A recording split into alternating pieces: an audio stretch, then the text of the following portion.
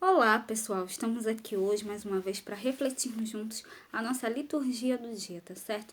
E nessa sexta-feira, nesse tempo favorável, guiados pela oração e pela penitência, que nós possamos celebrar a nossa fé. Então, a primeira leitura está em Gênesis capítulo 37, versículo 3 a 4, depois o versículo 12 a 13, depois o versículo 17 a 28. Gênesis capítulo 37, versículo 3 e 4, depois o versículo 12 e 13, depois o versículo 17 a 28.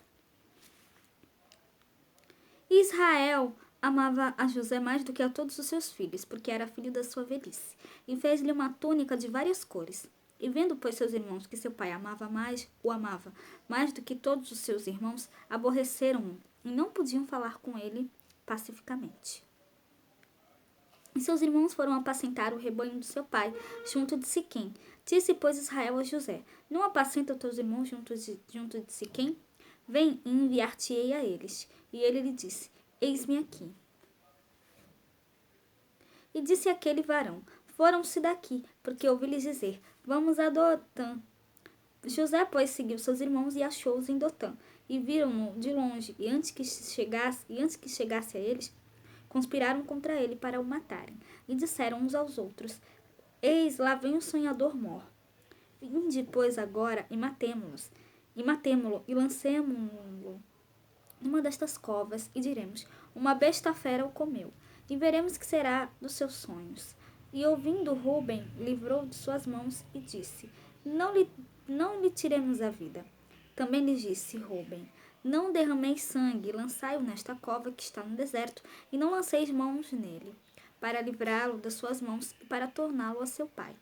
E aconteceu que, chegando José e seus irmãos, tiraram a José a sua túnica, a túnica de várias cores que trazia, e tomaram-no e lançaram-no na cova.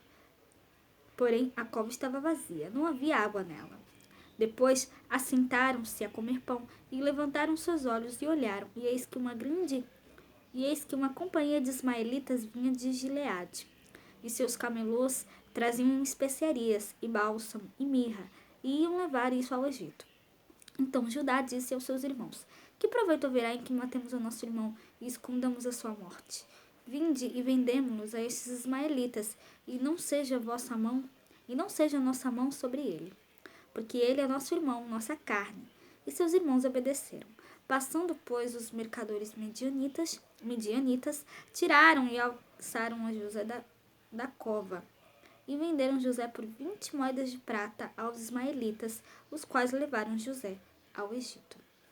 Então, essa primeira leitura fala pra gente, sobre, José sendo vendido aos seus irmãos, E a gente vê, os irmãos de José tendo inveja dele, infelizmente, porque Israel amava mais a ele do que aos outros. Nós não devemos ter esse sentimento de inveja, Nós não devemos fazer mal para os outros, nós devemos sempre fazer o bem, Nós devemos sempre fazer o bem a todos, Sempre fazer a vontade de Deus na nossa vida.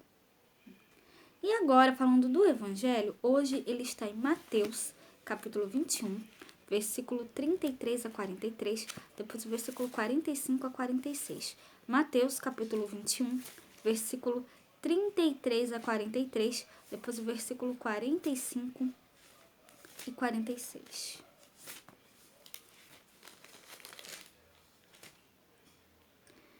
Naquele tempo, dirigindo-se Jesus aos chefes dos sacerdotes e dos anciãos do povo, disse-lhes: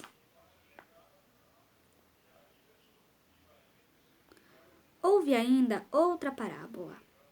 Houve um homem, pai de família, que plantou uma vinha e circundou-a de um valado e construiu nela um lagar e edificou uma torre e arrendou a uns lavradores e ausentou-se para longe. E chegando o tempo dos frutos, enviou os seus servos aos lavradores para receber os seus frutos. E os lavradores, apoderando-se dos servos, feriram um, mataram outro e apedrejaram outro. Depois enviou outros servos, em maior número do que os primeiros, e eles fizeram-lhes o mesmo. E por último enviou-lhe seu filho, dizendo: Terão respeito ao meu filho. Mas os lavradores, vendo o filho, disseram entre si: Este é o herdeiro, vinde, matemo-lo e apoderemo-nos da sua herança. E lançando mão dele, o arrastaram para fora da vinha e o mataram. Quando, pois, vier o senhor da vinha, que fará aqueles lavradores? Dizem-lhes eles, dará afrontosa morte a esses maus, e arrendará a vinha a outros lavradores, que a seu tempo lhe deem os frutos. Disse-lhe Jesus, nunca lestes nas Escrituras a pedra que os edificadores rejeitaram? Essa foi posta por cabeça do ângulo. Pelo Senhor foi feito isto, e é maravilhoso aos nossos olhos? Portanto, eu vos digo que o reino de Deus vos será tirado, e será dado a uma nação que dê os seus frutos. E os príncipes dos sacerdotes e os fariseus, ouvindo estas palavras, entenderam que falava deles. E pretendendo prendê-lo, recearam o povo, porquanto o tinham por profeta. Então, o evangelho, que inicia com a descrição do zelo de Deus pela sua vinha, é uma alegoria da história de Israel. O Senhor arrendando a vinha aos agricultores que representam Israel para que cuidassem dela, possibilita a produção de frutos. No tempo certo, enviou os servos para receber os frutos que lhes eram de direito. Nas primeiras vezes, os servos profetas foram rejeitados. Rejeitando os servos, rejeitaram-se. Então ele enviou seu filho na esperança de ser atendido.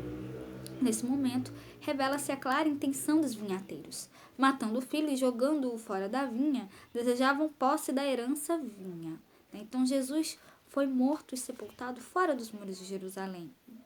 É uma alusão quanto à rejeição de Jesus pelos líderes que aqui representam a parcela do povo que não o recebeu. Então Jesus, citando o Salmo 118, 22, versículo 22 e 23, ti será pedra rejeitada e transformada em pedra angular, isto é, a coluna de sustentação de todo o edifício. A igreja reconhece em Jesus o Cordeiro imolado e vitorioso. Então, unidos a ele, israelitas e pagãos, são filhos no Filho, árvore frutífera e templo no Espírito Santo. Essa frase é de Fausti, Então, que a gente possa realmente refletir sobre isso, tá certo? Então, era isso que eu tinha para falar para vocês hoje. Muito obrigada a todos por curtirem, por comentarem.